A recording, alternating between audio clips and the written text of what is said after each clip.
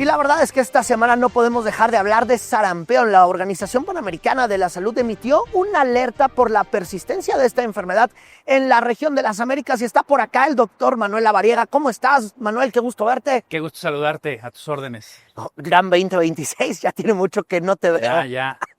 Oye, a ver, ¿qué significa esto que estoy diciendo de la Organización Panamericana de la Salud?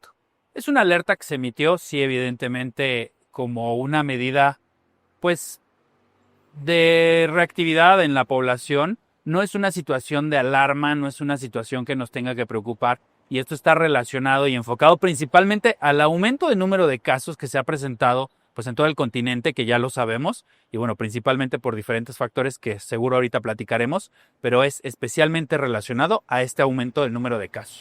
Claro, y estaba leyendo que México está aportando de la región de las Américas el 70% de casos de sarampión. Sí, ha habido un aumento importante en el país, un número de casos que evidentemente han sumado a la cuenta en el continente y bueno, pues es un foco rojo y un factor de riesgo el tener estos casos positivos, sobre todo por la contagiosidad del sarampión.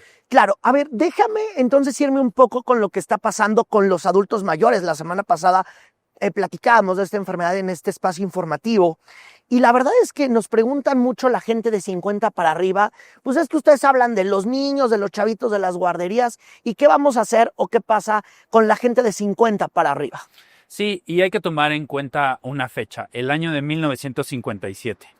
Quien nació después de 1957, en teoría, no necesitaría la vacuna porque ya existe una inmunidad natural contra la exposición al virus. O sea, ¿como una inmunidad de rebaño? Exactamente, esta inmunidad que se genera, evidentemente, por la exposición natural al virus.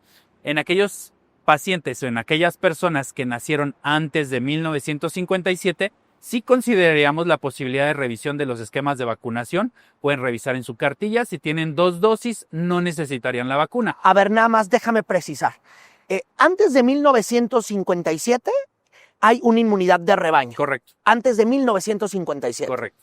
Y, por ejemplo, quien nació en 1958, ¿qué pasa ahí? Ahí hay que revisar la cartilla de vacunación.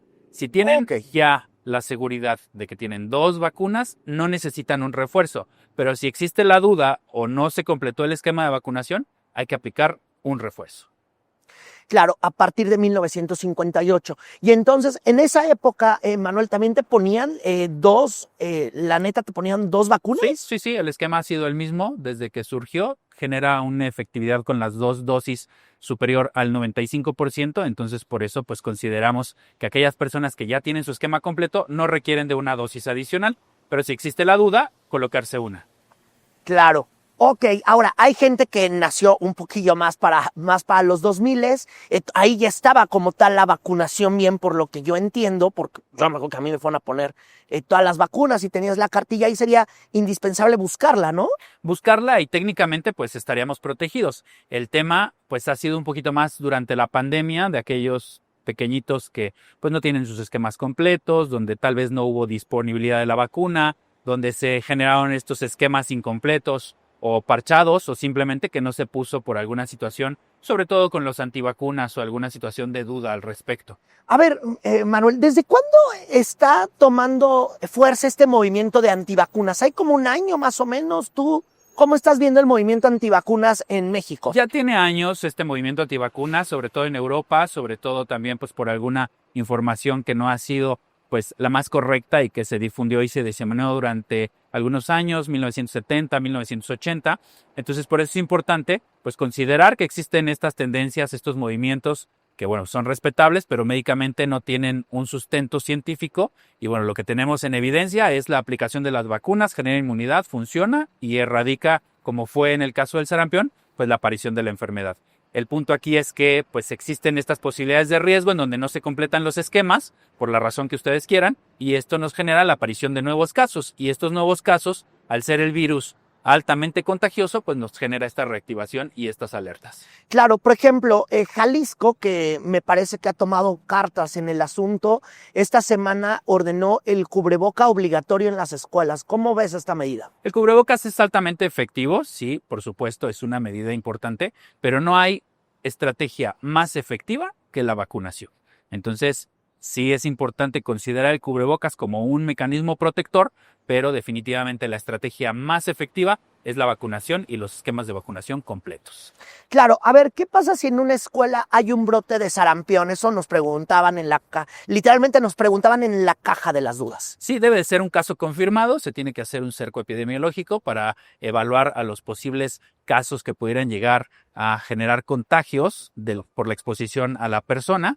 Obviamente se genera un periodo de incubación, estudiar los casos, hacer este cerco epidemiológico para evitar más contagios y obviamente contener esta posibilidad de riesgo en la población que esté alrededor de ese primer caso o de ese caso contagiado positivo y que, bueno, no se pueda diseminar.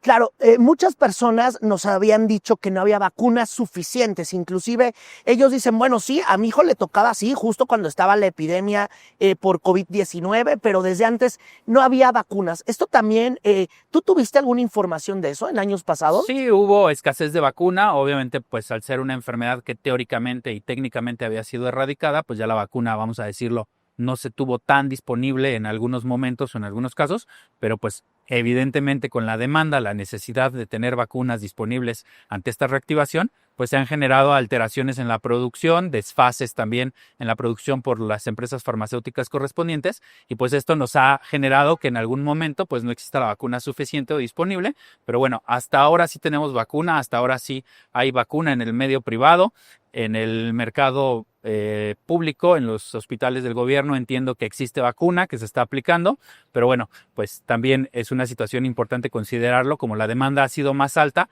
pues esto nos genera riesgos.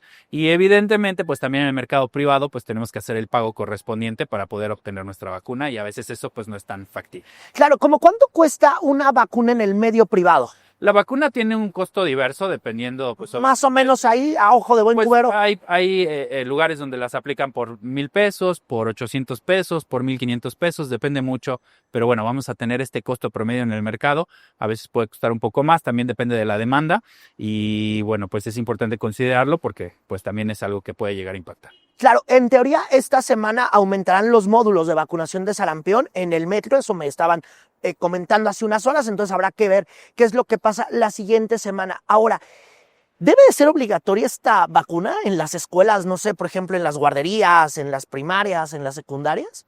Sí, no podemos obligar a alguien a utilizar una vacuna porque, bueno, pues la salud es decisión de cada persona, pero bien. Sí es altamente recomendable, altamente importante que todos nos protejamos. Es un tema de conciencia social.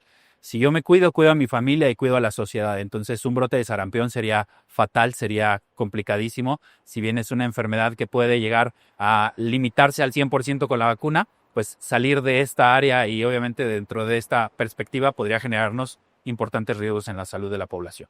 Sí, porque entiendo, pues es un virus, pero que al final genera una gravedad importante, ¿no? Sí, sobre todo en adultos puede llegar a generar contagios importantes, secuelas, puede llegar a generar encefalitis, que es la inflamación del cerebro, y esto pues nos genera condiciones de riesgo importante y complicaciones en pacientes adultos. Claro, ok, y me quedo con esta información entonces. La gente que nació hasta 1957 no necesita vacunarse. Los demás, indispensable revisar. Correcto. Ok, bueno, pues ahí está. Te aprecio mucho estos minutos. Ahí está. Es el doctor Manuel Lavariega. Ni modo, hay que estar hablando de sarampión. Es un tema que en teoría pues parecía que ya estaba en el archivo muerto, pero la verdad es que no. Yo soy Irving Pineda, siga en la señal de Fuerza Informativa Azteca y en verdad, qué gusto andar por acá.